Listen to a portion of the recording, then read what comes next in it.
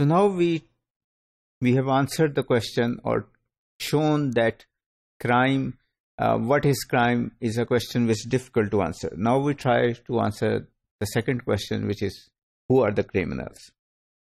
Most of the research on crime actually looks at, tries to spot the difference between criminals and non-criminals.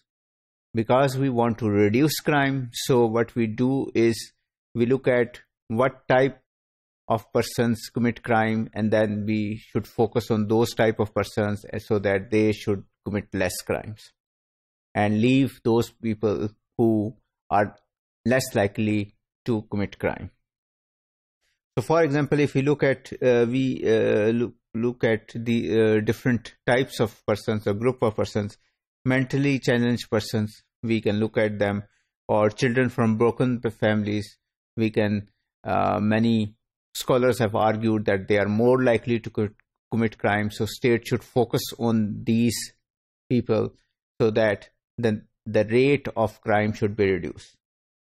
Who is a criminal is difficult to answer, because for the obvious reason that most criminals don't get caught.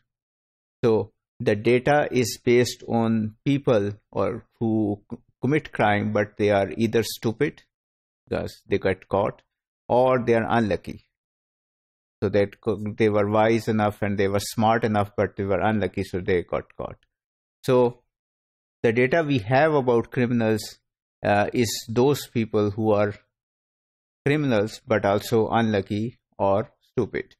So most criminals are unlikely to be caught, especially in countries like Pakistan. Another way for us to include those people is to include the suspect, those who were charged with a crime but ultimately were not convicted. But then this is difficult and immoral because many of those persons are really innocent. They are not criminals, and they were freed by the courts because of the fact that they had proved their innocence. Then there is also the issue of the dark figure of crime, which is the number of unreported crimes. Even in advanced countries, large number, thousands of crimes go unreported, and in developing countries, it's a major portion of crimes that are unreported. So the reason why crimes got unreported is lack of trust in police or courts.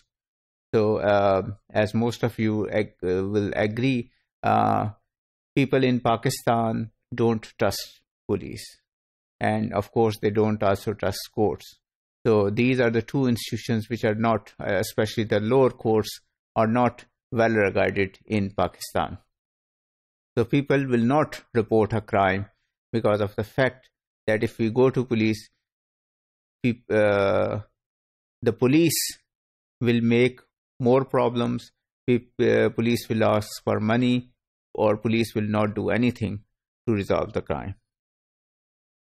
Fear of the criminal. Sometimes in cases of violent crime, the victim is afraid that he may be punished again, or he may be the victim of another assault by the criminal if he or she goes to the police. Then there is the idea of victimless crime. So if somebody is doing drugs, then of course he is doing what he is only damaging or hurting himself. So why should anyone else be concerned about this? Then there is also the issue of society blaming the victim. For example, in case of rape, the society instead also blames the perpetrator, but the victim is also blamed. She is stigmatized, and people don't want to interact with her. So this is another reason of not reporting crime to police. So even in advanced countries, crimes go unreported. So according to estimates in the United Kingdom, more than 5.2 million crimes were unreported in 2004 and 5, and this figure will of course have increased much further. In Pakistan, of course, the issue is much bigger, and the crimes that go unreported may be in tens of millions. Thank you.